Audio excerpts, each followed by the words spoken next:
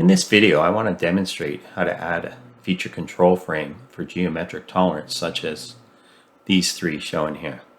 So first, I'm just going to delete this one, and I'll add it back here.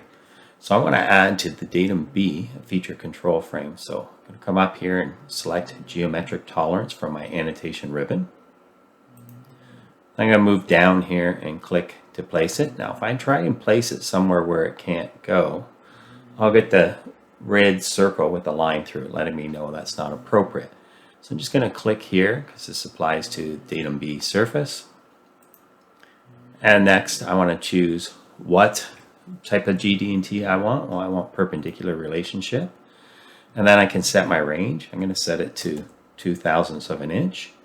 And I can add any other characteristics I need to from the list. This is a really simple perpendicular GD&T to a datum. So next I'm going to select add datum.